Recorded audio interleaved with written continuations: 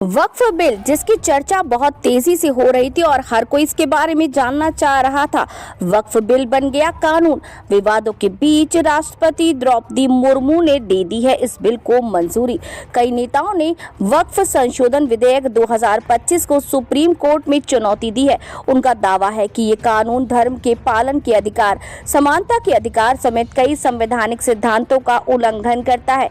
इसी बीच बिल को राष्ट्रपति से मंजूरी मिल चुकी है और द्रौपदी मुर्मू द्वारा इस बिल को मंजूरी दी जा चुकी है। राष्ट्रपति द्रौपदी मुर्मू ने शनिवार यानी 5 अप्रैल को वक्फ संशोधन विधेयक 2025 को अपनी मंजूरी दे दी है। उनकी मंजूरी के बाद ये विधेयक अब कानून बन गया है।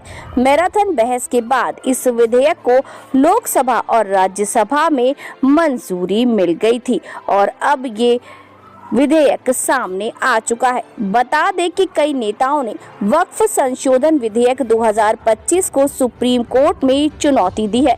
इसमें ऑल इंडिया मजलिस-ए इत्तेहादुल मुस्लिम के प्रमुख असदुद्दीन ओवैसी, कांग्रेस सांसद मोहम्मद जावेद और आप नेता अमानतुल्लाह खान शामिल हैं। उनका दावा है कि ये कानून धर्म के पालन के अधिकार, समानता के अधिकार समेत कई संवैधानिक सिद्धांतों का उल्लंघन करता है।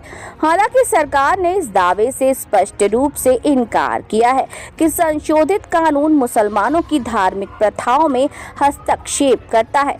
2 अप्रैल को लोकसभा में गृह मंत्री अमित शाह ने कहा था कि वक्फ एक धर्मार्थ संस्था है। इसका वक्फ दाता सिर्फ मुस्लिम समुदाय से हो सकता है।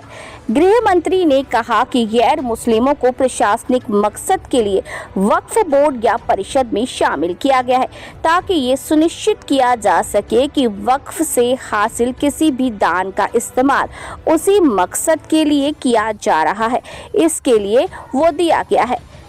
इससे पहले लोकसभा में 2 अप्रैल की रात वक्फ बिल पर वोटिंग हुई।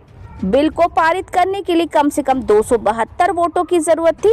निचले सदन में बिल के समर्थन में 288 तो विरोध में 232 वोट पड़े। इसके अलावा राज्यसभा में भी सरकार ने 3 अप्रैल को देर रात इस बिल को पास करवा लिया था, जहां बिल के पक्ष में 128 वोट पड़े और विरोध में 95 वोट पड़े।